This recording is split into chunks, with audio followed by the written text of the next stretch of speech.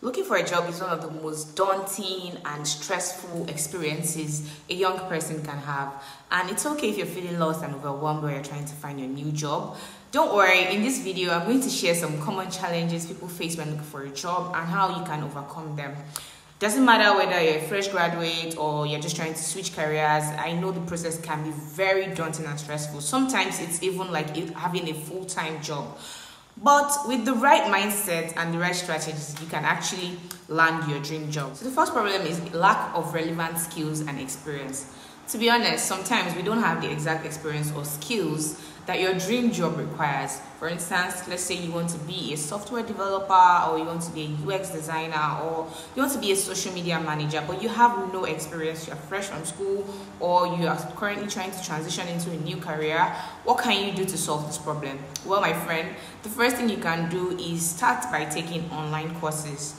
I know sometimes you might not be the same course you studied in school, you might not have any formal training, but with online courses, you can actually get a head start on learning more about the subject matter and becoming more proficient on the role. Another thing you can do is to join mentorship programs or training programs, or try to find internships. Sometimes these internships or training programs will be unpaid, but remember, you're just trying to get experience, and it doesn't have to be for a long period of time. It could be something within 3 to 6 months, just for you to get a hang of that role, what it's like to do the job, what it's like to your day-to-day task, and learning the normal skills that it requires to do that job very well. Now, depending on the role that you are going for, this might take more than 6 months, it might take up to a year, or it might even be as short as 3 months. So it depends on what kind of role you're looking at. For software development and a lot of tech skills, I know there are lots and lots of mentorship and training programs out there. A lot of them are free, you don't have to pay. And by doing these programs, you can get these new skills, this relevant experience that you need. You can even put them on your resume, whether it's a boot camp or an unpaid internship. This will just enable you to have something on your resume that you can talk and discuss about at the interview and defend to potential employers. Also, don't forget to highlight your transferable skills and experiences that you've gained from other jobs or personal projects. For instance, if you're a fresh graduate, you can mention some projects you did while you're in school. A lot of people do projects when they're in school, and whether it was part of a group or a personal project, you can talk about the skills you learn, customer service skills, communication skills, whichever skills are transferable to the role you are trying to go for. Ensure you include them in your resume. Another problem you might face is the difficulty in finding job openings. Currently, the job market is really down, and it's not your fault that you're not finding job openings. The global economy is currently down. A lot of tech companies did loads of layoffs in the past 6 months, so finding job openings that match your skills and interests can be like finding a needle in a haystack. Am I right?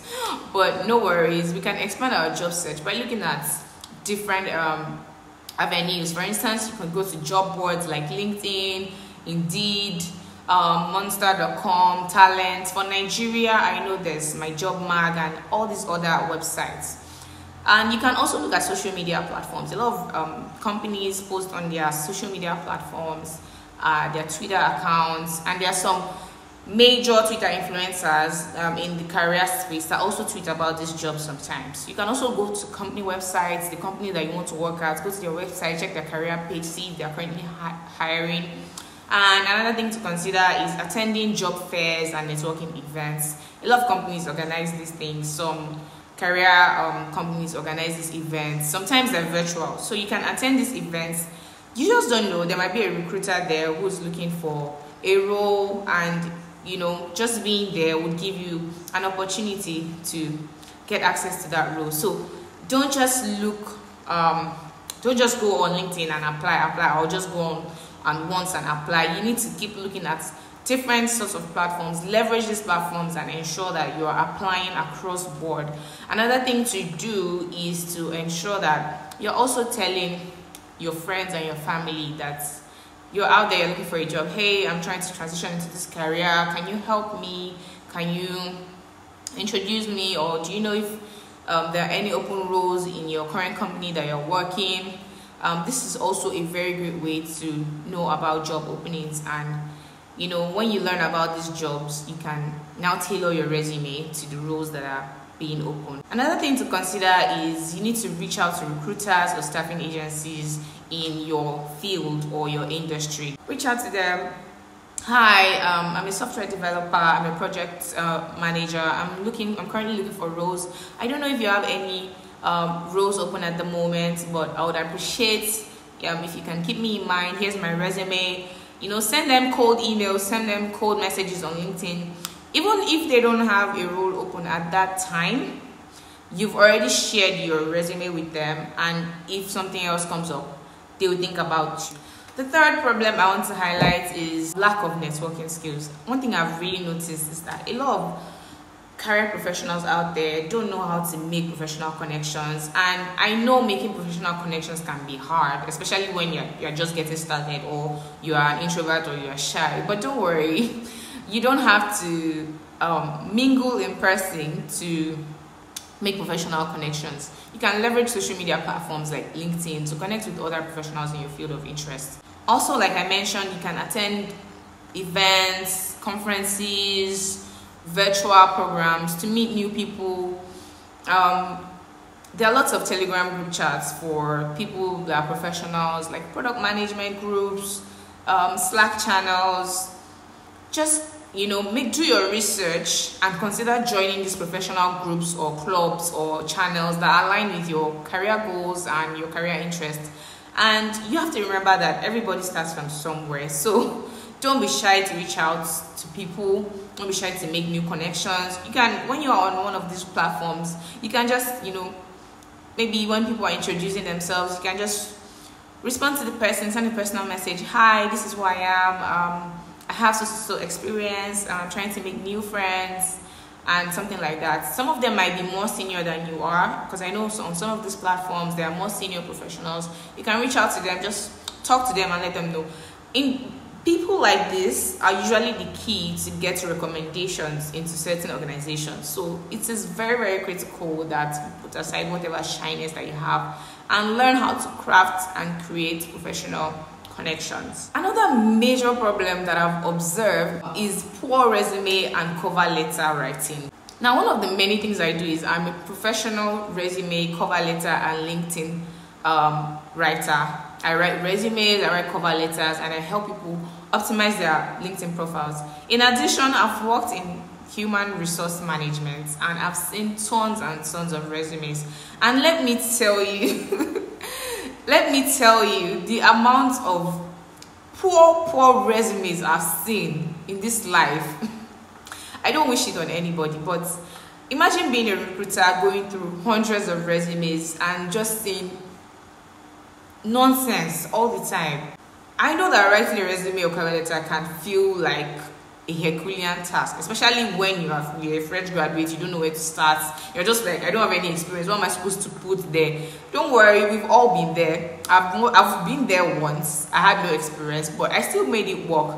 What you need to do is you need to seek feedback. Seek feedback from professionals, your friends that are in senior roles, or your family members. Please, can you take a look at my resume? Can you help me proofread it? Does this look good? What's about this? Is the format okay? Is it too colorful? What's the font like?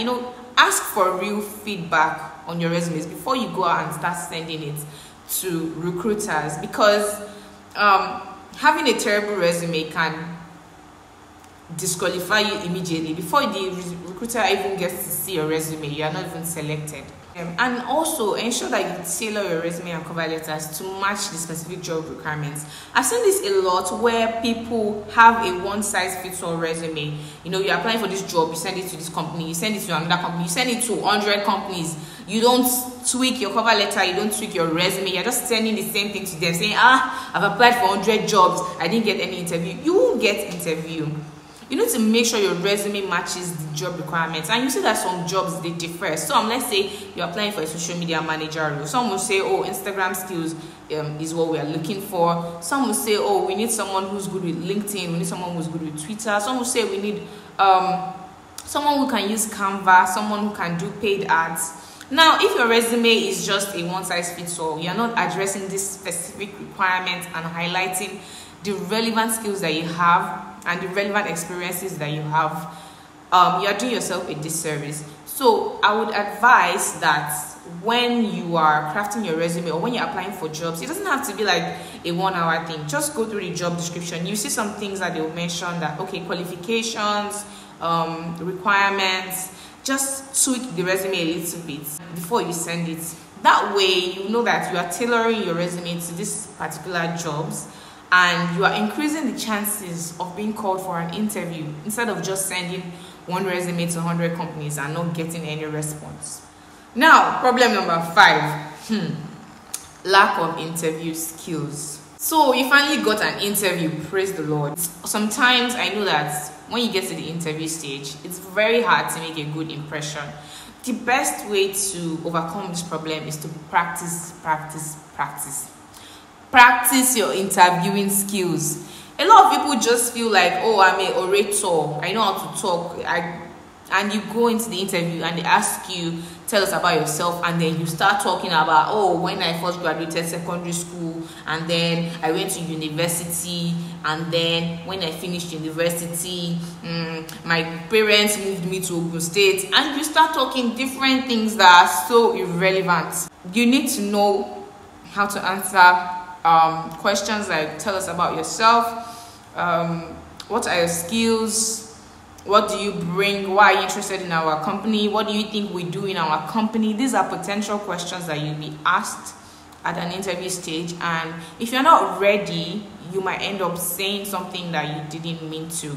So you need to practice your skills with your friends or your mentors. Sometimes what I do personally is I have interview scripts before an interview. Now, I'm not saying, oh, you have to cram what you're going to say at the interview, but it just kind of gives me an idea of the train of thoughts that I want to go with, and I practice the scripts. And you know, don't wait for them to ask you what does this company do, and then while you're in the interview you are trying to open Google and go to their website. They know what you're doing. They can see you. Sometimes if your video is off and you're pausing and going or they know when you are going to Google to go and check all these things, especially if it's a virtual interview. They know. So don't think you're slick or you're smart.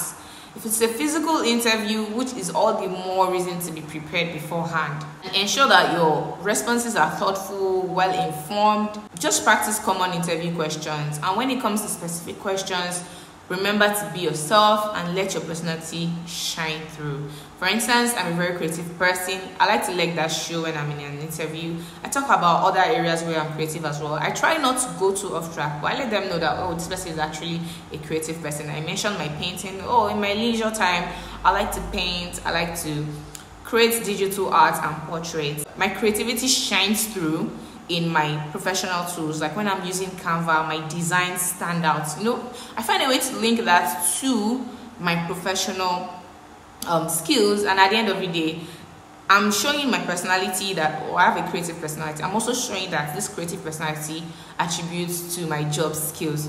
So there you have it, guys. The major problems people face when looking for a job and how to overcome them. Just remember, the process might not be easy, but it's definitely worth it. You need to stay positive, you need to be persistent, and you need to continue to improve on your skills and experience. Thanks for watching, and don't forget to hit the like and subscribe button for more career tips and strategies. Bye.